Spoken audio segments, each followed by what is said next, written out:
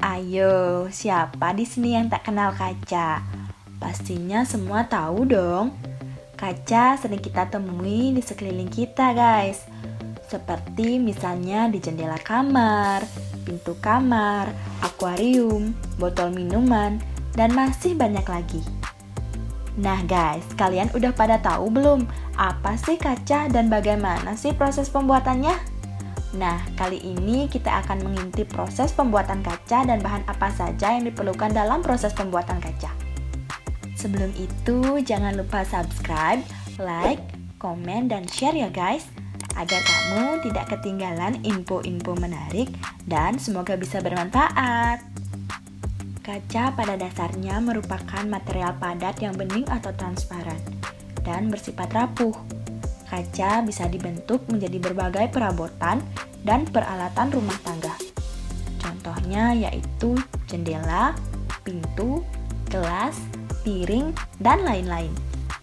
Sebelum ke proses pembuatan, kita terlebih dahulu harus mengenal bahan-bahan pembuatan kaca, guys. Pengen tahu kan apa aja sih bahan-bahannya? Yuk langsung aja kita cari tahu. Bahan pembuatan kaca yang pertama adalah pasir. Pasir yang dipakai untuk membuat kaca merupakan pasir kuarsa yang sangat murni. Kandungan besi maksimal pada pasir untuk membuat barang pecah belah adalah 0,45%. Sedangkan untuk membuat kaca optik, kandungan besi di dalam pasir tersebut harus kurang dari 0,15%. Perlu diketahui, besi yang terkandung di dalam pasir kuarsa akan mempengaruhi warna kaca yang ditimbulkannya. Yang kedua adalah soda. Soda yang digunakan untuk membuat kaca biasanya berasal dari soda abu padat. Soda juga bisa diperoleh dari natrium nitrat, bikarbonat, dan kerak garam. Yang ketiga adalah feldspar. Feldspar merupakan material yang cukup murah. Seluruh bagian dari feldspar merupakan oksida yang dapat dipakai untuk membentuk kaca. Yang keempat adalah boraks. Boraks digunakan sebagai bahan tambahan untuk menambahkan soda dan boron oksida. Boraks memiliki daya flux yang kuat, menurunkan sifat ekspansi kaca, dan meningkatkan ketahanannya terhadap aksi kimia. Yang kelima adalah salt cake. Salt cake atau kerak garam merupakan bahan tambahan yang berguna untuk membersihkan buih yang timbul karena mengganggu tanur tangki. Bahan ini harus digunakan bersama dengan karbon agar tereduksi menjadi sulfat. Yang keenam adalah kulet. Kulet adalah kaca yang dihancurkan. Kaca ini biasanya berasal dari barang pecah belah yang telah rusak dan dihancurkan. Gunanya adalah membantu proses peleburan. Dan yang terakhir adalah blok refraktori. Sirkon, alumina, mulit alumina sinter, dan sirkonia alumina elektrokas banyak digunakan sebagai refraktor pada tangki kaca. Selanjutnya adalah proses pembuatan kaca. Langkah pertama adalah penyiapan pasir kuarsa. Pasir kuarsa sering disebut pula sebagai pasir silika. Pasir ini menjadi bahan baku utama dalam proses pembuatan kaca. Pasir yang tidak mengandung besi mampu menghasilkan potongan kaca yang transparan. Sedangkan kandungan besi yang terlalu banyak pada pasir bisa menyebabkan warna kaca yang dihasilkan akan menjadi kehijau-hijauan. Langkah kedua adalah penambahan natrium karbonat dan kalsium oksida. Soda berguna untuk menurunkan suhu sesuai yang diinginkan pada saat proses pembuatan kaca telah berlangsung. Sedangkan kalsium oksida berfungsi sebagai pencegah adanya air yang melewati kaca ini. Langkah ketiga adalah penambahan bahan-bahan kimia tertentu. Bahan-bahan kimia tertentu bisa ditambahkan ke dalam adonan kaca agar karakteristik kaca yang dihasilkan sesuai dengan keinginan. Penambahan paling banyak biasanya dilakukan manakala ingin membuat kaca dekoratif. Misalnya, oksida berfungsi untuk menciptakan kilauan pada permukaan kaca, mempermudah pemotongan kaca, dan menurunkan titik lelehnya. Sementara oksida lantanum mengandung manfaat untuk membantu kaca dalam menyerap panas. Langkah keempat adalah penambahan bahan kimia pemberi warna.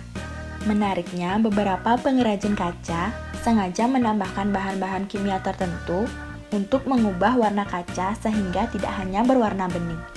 Seperti yang sudah disebutkan sebelumnya, kandungan besi pada pasir kuarsa menyebabkan kaca yang dihasilkannya akan berwarna kehijau-hijauan, sedangkan sulfur mampu memberikan warna kekuning-kuningan atau kecoklat-coklatan, tergantung jumlah yang digunakan. Untuk membuat warna kehitam-hitaman, pada proses pembuatannya ditambahkan karbon dalam jumlah tertentu. Langkah kelima adalah persiapan proses pembuatan.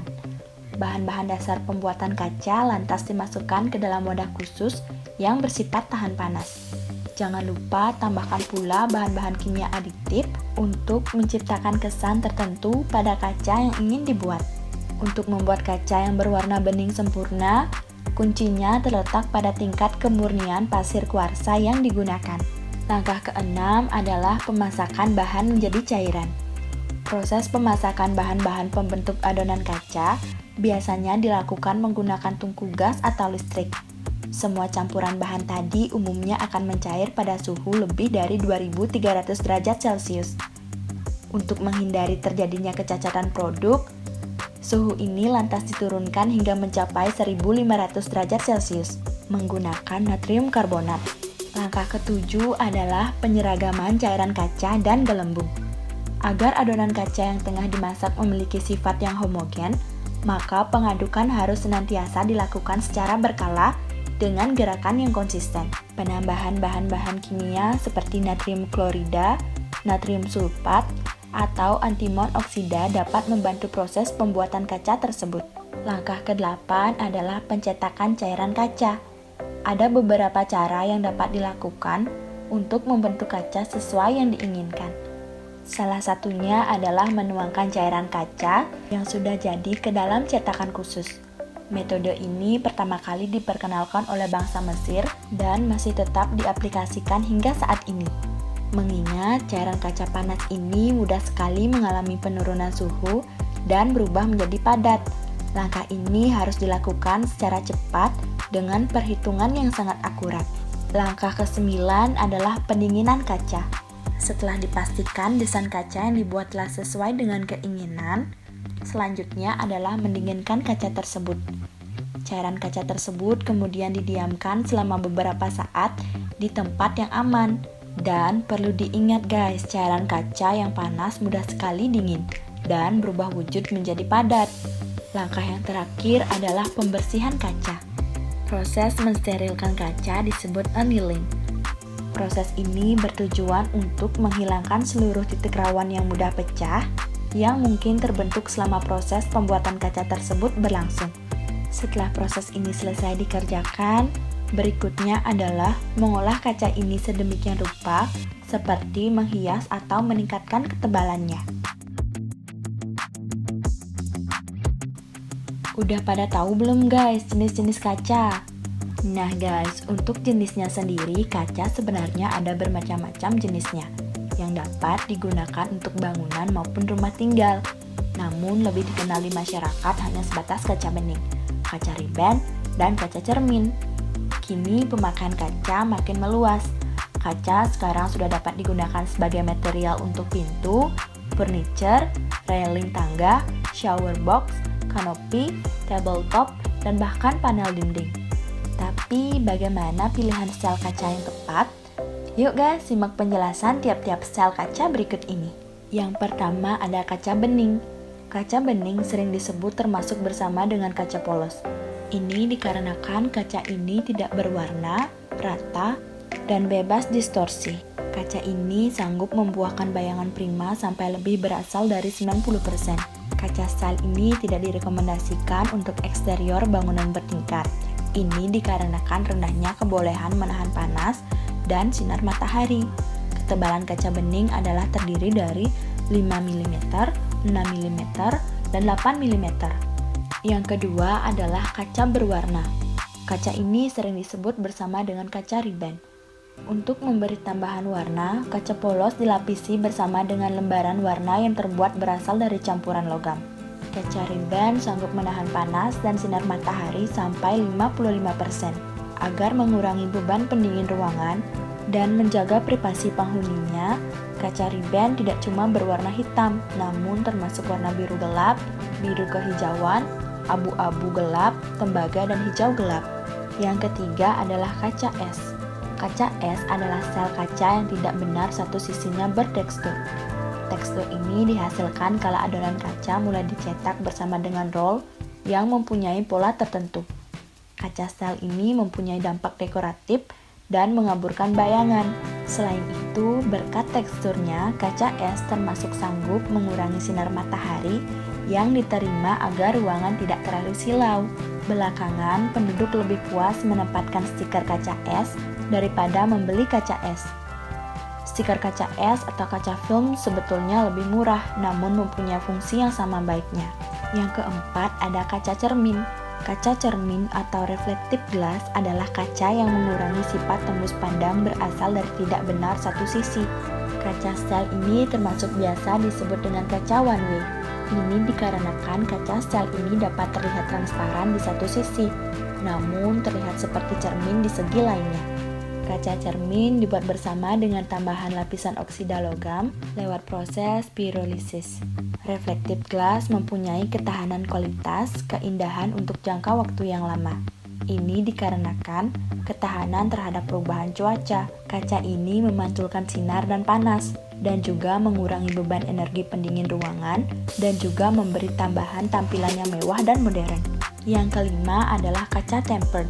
Kaca tempered sanggup menahan beban angin, berat, dan tekanan yang lebih tinggi. Kaca ini dibuat bersama dengan memanaskannya lalu didinginkan secara mendadak.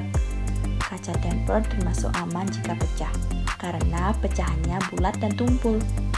Pada umumnya, kaca sel ini digunakan di publik daerah, yaitu daerah di mana orang sering lalu lalang, terhadap posisi jendela yang tinggi, dan termasuk sanggup digunakan untuk jendela atau pintu yang perlu kebolehan namun perlu beban yang ringan. Yang keenam adalah kaca laminasi. Kaca laminasi adalah sel kaca yang amat aman, dikarenakan adanya pelapis yang membuatnya sulit retak dan pecah. Kaca laminasi sulit ditembus, karena itu banyak digunakan untuk alat transportasi umum, seperti bis dan kereta api. Kaca laminasi dilapisi lembaran polivinil transparan yang menahan kaca agar tidak pecah. Kaca laminasi banyak digunakan untuk balkon, skylight, anak tangga, dan daerah lainnya yang perlu keamanan. Yang ketujuh adalah kaca double glassing. Kaca double glassing merupakan kaca yang terdiri dari 2 atau lebih lapisan kaca. Kaca double glassing mengurangi daya panas matahari langsung agar memberi tambahan suhu kamar yang stabil tanpa berlangsung kondensasi. Kaca double glassing umumnya digunakan pada ruangan yang mempunyai perbedaan cukup tinggi dengan luar ruangan. Kaca jenis ini sering digunakan untuk mengurangi ongkos AC dan mengurangi kebisingan. Yang kedelapan adalah kaca sunergi. Kaca sunergi adalah kaca yang diproses lewat proses vakum sputtering. Kaca bening dilapisi bersama dengan sebagian material untuk membuahkan sebuah produk kaca jernih dan transparan yang sanggup menyerap panas matahari dan juga mengurangi beban pendingin. Kaca sunergi membawa karakteristik yang amat bening yang mempunyai kebolehan untuk menghemat energi bersama dengan menampik panas dan sinar UV yang berasal dari matahari sampai 87%. Kaca sunergi tersedia dalam 2 warna, yaitu clear dan green. Nah guys, setelah tadi proses pembuatan kaca, ada juga nih beberapa pabrik kaca di Indonesia. Di antaranya adalah yang pertama, PT Asahi Mas Flat Glass. PT Asahi Mas Flat Glass merupakan perusahaan modal asing yang berdiri pada tahun 1971 dan merupakan bagian dari Asahi Glasgow Ltd yang merupakan salah satu produsen kaca terbesar di dunia. Kapasitas produksi PT Asahi Mas Flat Glass saat ini adalah sebesar 630.000 ton per tahun untuk kaca datar, 4,5 juta meter kubik kaca pengaman, dan 2,4 juta meter kubik untuk kaca cermin. Dengan kapasitas sebesar ini, Asahi Mas merupakan salah satu industri kaca terbesar di Asia Tenggara. Yang kedua adalah PT Mulia Glass. PT Mulia Glass dan PT Mulia Keramik Indah Raya merupakan anak perusahaan dari PT Mulia Industrindo yang berdiri pada 5 November 1986. PT Mulia Glass sendiri didirikan pada tahun 1989 dan memproduksi berbagai jenis kaca antara lain flat glass, glass container, safety glass, dan glass block. Produksi flat glass Mulia Glass telah diekspor ke lebih dari 50 negara dan volume ekspornya telah mencapai 65% dari total produksinya. Sementara itu, produksi yang lain yaitu glass container lebih banyak dipasarkan untuk kebutuhan domestik sebagai kemasan consumer goods dan industri obat-obatan. Yang ketiga adalah PT Tosa Sakti. PT Tosa Sakti didirikan pada tahun 1984. Perusahaan ini memproduksi kaca bening dengan kapasitas 500 metrik ton per hari dan kaca berwarna yakni hijau, biru, dan kuning dengan kapasitas 70 metrik ton per hari. Kapasitas tanurnya mencapai 70 ton per hari. Mesin produksi Tosa Sakti menggunakan beberapa teknologi dari sejumlah provider berbeda. Teknologi raw material system, electronic batching system, automatically menggunakan teknologi Siemens PLC.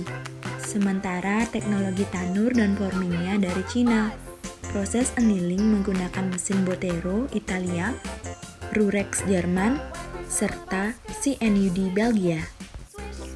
Nah guys, kalian sekarang udah pada tahu kan apa itu kaca, jenis-jenis kaca, proses pembuatan, dan pabrik kaca yang ada di Indonesia. Nah, sekian dulu ya guys video kali ini. Jangan lupa untuk terus tonton video di channel YouTube ini agar menambah wawasan kalian, dan sampai jumpa di video berikutnya.